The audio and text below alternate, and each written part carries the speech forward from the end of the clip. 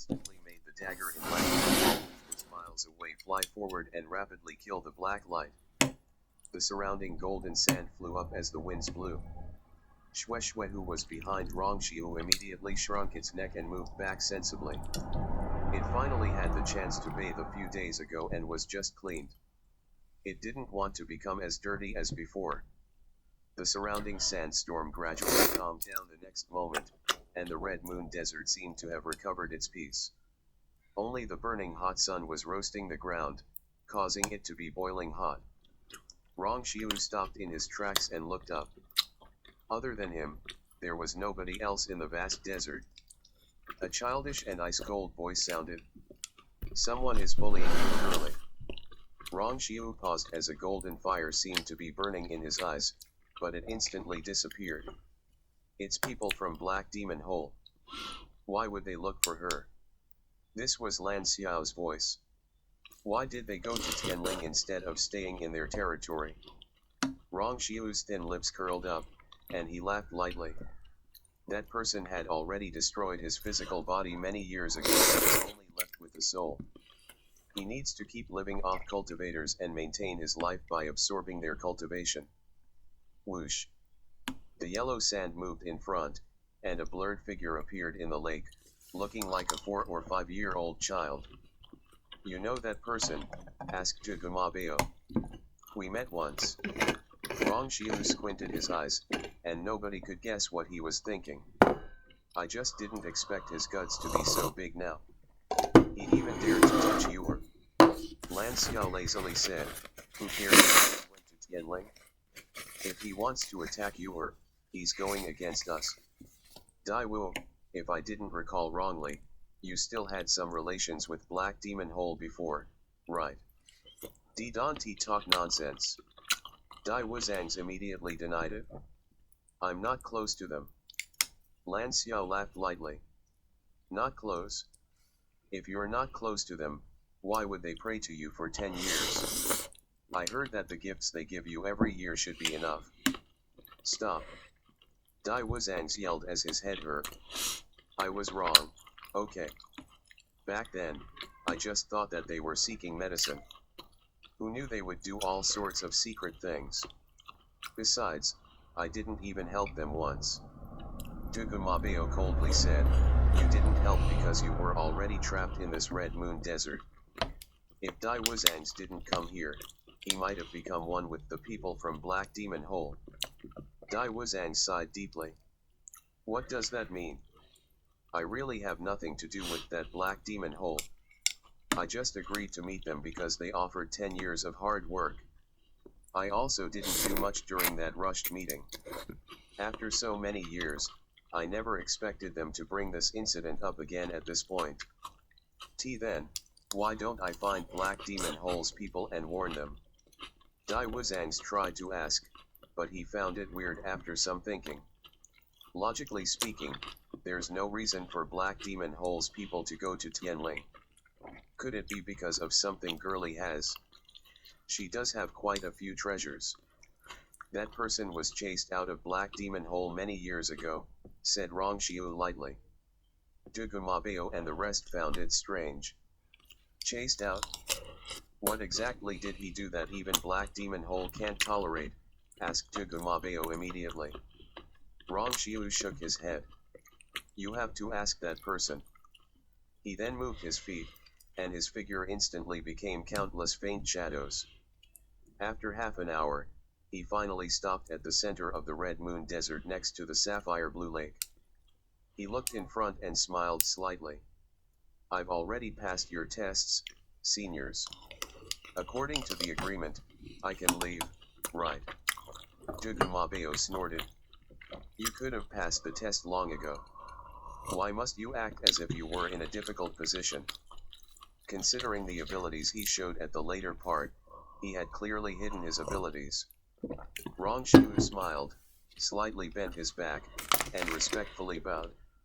After that, he humbly said, "I just broke through not too long ago, and that's also because of your guidance, seniors.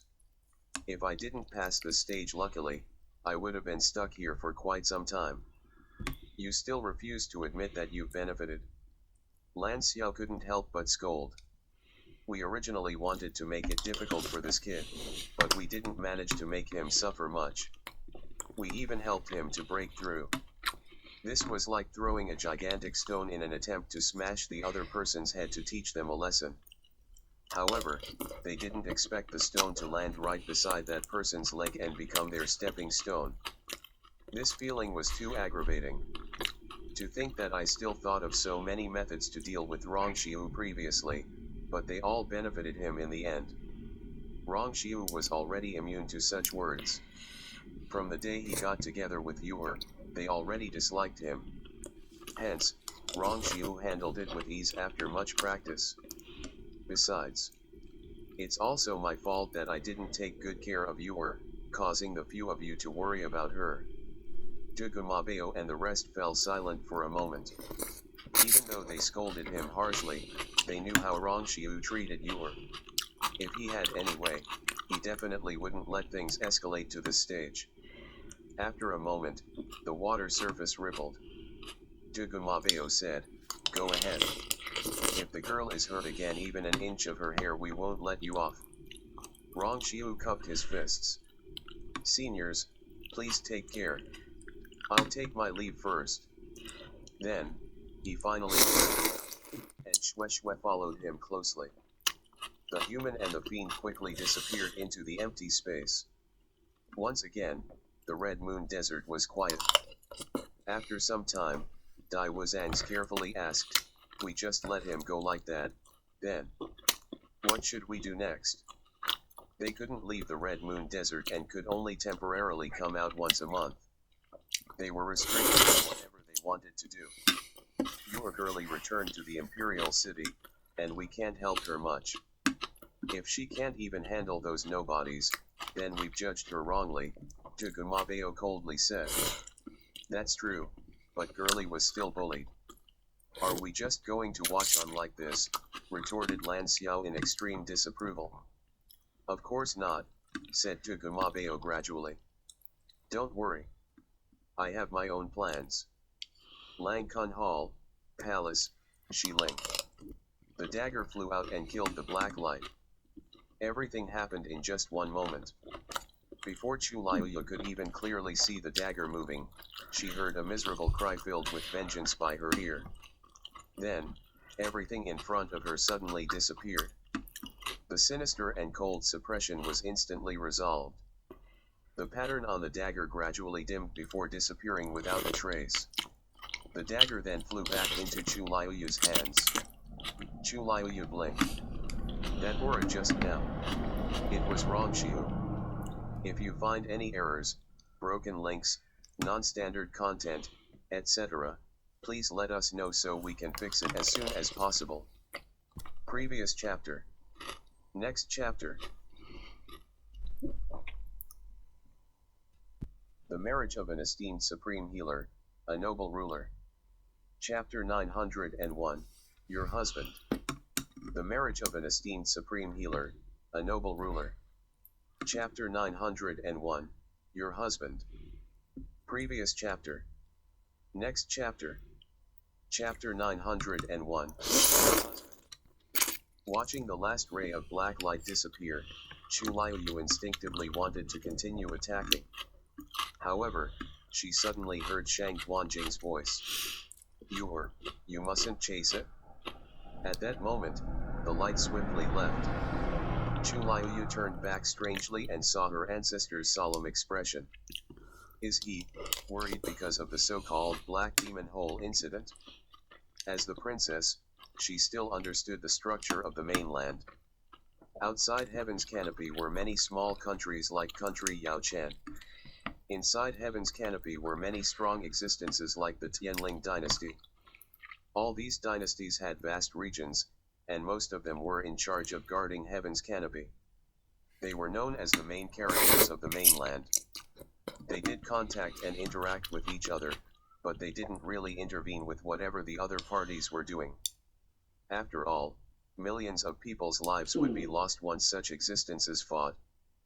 Besides, countries that could have a place within Heaven's Canopy had extremely strong warriors to back them up, so they couldn't be easily offended. but within here, Chu Liuyu had never heard of Demon Hole's name.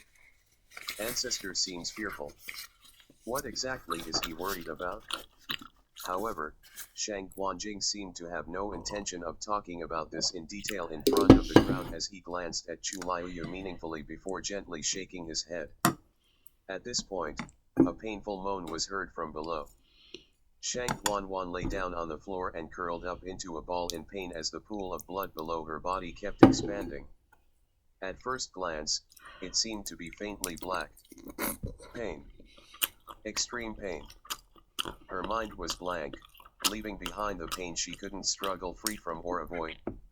This was because that person rushed out of Shang Guanwan's body without a care, causing her force to go out of control and barge around. This led to her body being rotten, even revealing her scarily white bones. Her entire body seemed to be roasted by strong fire, and it also seemed to be harshly sliced by thousands and millions of blades. Shang Guanwan was in so much pain that her vision blurred. She finally experienced what it meant by better dead than alive. Seeing Shang Guanwan's non-human and non-ghost appearance, quite a few people looked shocked and disgusted as they hurriedly moved backward, afraid that they would be tainted by her. Chu Liuyu watched the scene coldly and nonchalantly. Then, she walked down the stairs and inched toward Shang Guanwan. The Long Yuan sword returned to her hands, and the Tianling power staff followed beside her silently. When Shang Guanwan heard the footsteps, she knew that Chu Liuyu was here. Her trembling body finally stopped for a moment as she gradually lifted her head. Gasps could be heard coming from the audience. The uneven scar on Shang Guanwan's face actually started rotting. Blood kept spewing out, covering her face and mixing with her black blood. This caused her to look like a harsh ghost, and people were very afraid of her. She was wearing a red bridal gown, so it wasn't obvious when her blood stained her clothes. Only the pool of blood that kept expanding below her body could show how severely injured she was. She raised her head with much difficulty as she stared at Chu Liuyu in despair and sorrow. At this point, she didn't even have the energy to hate or be jealous of Chu Liuyu. Chu Liuyu looked at her. What relationship do you have with the person just now? Shang Guanwan opened her mouth, and her voice sounded floaty. You're satisfied now. Just kill me. She knew that she couldn't live past this day. That person had ruined her body's last chance of survival, and she was now just a broken shell. Instead of suffering and enduring countless people's contempt and scoldings, she would rather die directly. However, Chu Liuyu didn't care as she bent down and stared straight into Shang Guanwan's eyes. I'm asking you, how much do you know about that person just now? Shang Guanwan was so arrogant, mostly because of that person's hell. Speaking of which, she should be the one who understood that person the most. Shang Guanwan laughed in a self-mocking manner, but before her lips could curl up, they drooped. Her face then darkened as well. Chu Liuyu took a step back and raised her chin. Chi Han, wake her up. A figure walked out of the blackguard troops. It was Chi Han. He walked straight to Shang Guanwan, pulled her hair, and forced her to look up as his other hand rapidly shoved a pill down her throat. The entire process was smooth and precise. Before Shang Guanwan could even yelp in pain, she felt the warm medicinal effects spreading throughout her stomach. However, this didn't make her feel happy or elated. Instead, it triggered a deeper horror. She hurriedly struggled to try to puke the medicine out, but the pill dissolved once it entered her mouth, and she had long swallowed it. You have the strength to talk now, right? Asked Chu Liuyu lightly. Shang Guanwan felt hatred and fear as she couldn't help but cry, what exactly do you want? I know you hate me. Just kill me. I would rather die than endure the pain of being trampled by the crowd. Chu Liuyu suddenly laughed as her eyes curved, and her expression had a few hints of coldness. You want to die? How could it be that easy? To a certain extent, being able to die swiftly was also a type of relief. Shang Guanwan inflicted so much pain on me. How can I just let her off easily? Back then, I decided to commit suicide and set myself on fire without hesitation because I couldn't endure the duo's torture. However, I don't plan on giving Shang Guanwan such a chance. She blinked, looked at Shang Guanwan, and said seriously and slowly, "Don't worry. If you refuse to say it now, you'll say it sooner or later." A chill ran down Shang Guanwan's spine. At that moment, endless terror overwhelmed her. I really don't know. I don't know anything. He appeared himself. I was forced. However, Chu Liuyu shook her head. You don't need to panic. You can properly tell me again when you've thought it through, lest you waste my time. Then, she raised her head slightly, glanced at John Yuchen, and shook her head with much pity. What a pity. Your husband hasn't even put in a good word for you since the start. If you find any errors, broken links, non-standard content, etc., please let us know so we can fix it as soon as possible. Previous chapter. Next chapter. Report chapter 2. The marriage of an esteemed supreme healer, a noble ruler. Chapter 902. That person helped you, right? The marriage of an esteemed supreme healer, a noble ruler. Chapter 902. That person helped you, right? Previous chapter. Next chapter. Chapter 902. That person helped you, right? Shang Guanwan was already numb because she had long known that John Yuchen didn't treat her genuinely at all.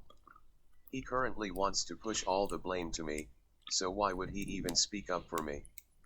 Thinking about it now, all the romance and sweet nothings in the past few years were just my wishful thinking. This meticulously planned and highly anticipated wedding eventually became a gigantic joke. Shang Guanwan hopelessly closed her eyes, and her tears seemed to be dried as she was just left with an empty heart. Then, she directly fainted, her eyes flipping over. "Bring her down and take good care of her," said Chu Liuyu lightly. "Yes." Chi Han acknowledged the order as he hurriedly dragged Shang Guanwan down, leaving a scary pool of blood on the ground, an indicator of whatever happened here before. The crowd watched this scene silently and was stunned. Who would have thought that the delighted Shang Guanwan would end up in such a state overnight? From today onward, this piece of land will drastically change. From start to end, someone still seemed nonchalant to everything John Yuchen. Even if he saw his newly wedded wife ending up in such a state, his face didn't have much of an expression, as if it had nothing to do with him. Only the empty and blood-stained arm sleeve reminded people that he had lost half his arm previously. Chu Liuyu looked at John Yuchen and turned her wrist. Whoosh. The long Yuan sword went forward, the black blade gleaming with ice-cold light as it let out sinister, murderous intent. It was as though it could directly kill John Yuchen the next second. "Now, it's your turn. Your Highness." A hurried and sorrowful cry came, and then a figure suddenly rushed up from behind, blocking John Yuchen. Putong. He directly kneeled on the floor. It was John Lizuo. His delighted and arrogant expression had completely disappeared at this point, leaving behind a face filled with panic and loss. He kneeled there as he looked up at Chu Liuyu in despair. "Your Highness, please spare Yuchen." Chu Liuyu's gaze fell, and she looked at him as if it were very funny. "Grand Tutor John, you should have clearly heard what happened earlier, right? Why do you still have the cheek to say such words of mercy now?"